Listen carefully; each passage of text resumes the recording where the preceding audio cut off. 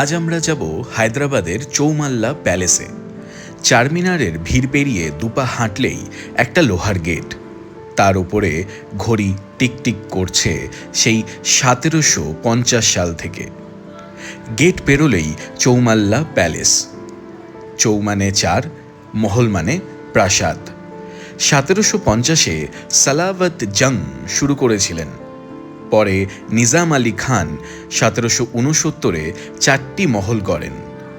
শেষ হয় আফজল উদ্দৌলার হাতে 1857 থেকে 1869-এর মধ্যে। 1948-এ নিজাম ক্ষমতা হারালেন, প্রাসাদ ধুলোয় ঢেকে গেল। 2005-এ রাজকুমারী এসরা কারিগর ডেকে চুন সুরকি দিয়ে ফেরালেন পুরনো রূপ। 2010-এ ইউনেস্কো দিল হেরিটেজ মেরিট। আপনি যদি এই ভিডিওগুলি দেখছেন আর আপনার যদি ভালো লেগে থাকে তাহলে সাবস্ক্রাইব করতে ভুলবেন না কিন্তু। এই জায়গাটা একদিনে তৈরি হয়নি, শুরু হয়েছিল 18 শতকের মাঝামাঝি। তারপর প্রায় 100 বছর ধরে একটু একটু করে গড়ে ওঠে এই মহল। একসময় এখানে ছিল প্রায় 45 একর, আজ আছে মাত্র 12 একর। দুটো বড় উঠোনকে ঘিরেই পুরো নকশা। দুটি বড় চত্বর, উত্তরে আর দক্ষিণে, তাদের ঘিরেই সব মহল সাজানো। দক্ষিণ উঠোনে 4টি মহল: আফজল মহল, মেহতাব মহল, তাহনিয়াত মহল আর আফতাব মহল। উত্তর দিকে হাঁটলেই খিলাফত মুবারক, এটা মূল দরবার হল।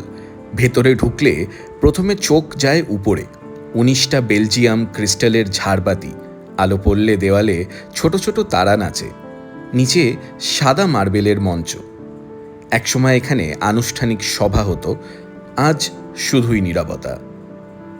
1948-এর পর বাড়িটা অনেক বছর খালি পড়েছিল, রং উঠে গিয়েছিল, বাগানে আগাছা। 2000 সালে কাজ শুরু হয়। পুরনো নকশা মেপে চুন সুরকি, টেরাকোটা, হাতে তৈরি প্লাস্টার দিয়ে ধীরে ধীরে ফেরানো হয়। 2005 সালে দরজা খোলে সবার জন্য।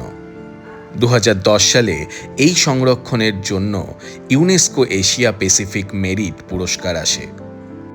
ভিতরে এখন ছোট ছোট জাদুঘর, নিচতলায় পুরনো ছবি, সবচেয়ে পুরনো 1873 সালের। ওপরে বস্ত্র, অস্ত্র আর কাচের বাসনের গ্যালারি। আফতাব মহলে ঘরের ব্যবহার্য জিনিস।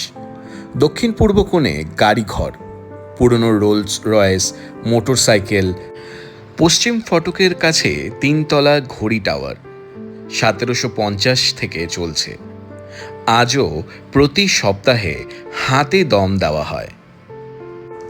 চলুন আপনাদেরকে এই মহলের ভেতরটা আরেকটু ঘুরে দেখাই। আপনি যদি এই ভিডিওগুলি দেখছেন আর আপনার যদি ভালো লেগে থাকে তাহলে সাবস্ক্রাইব করতে ভুলবেন না কিন্তু।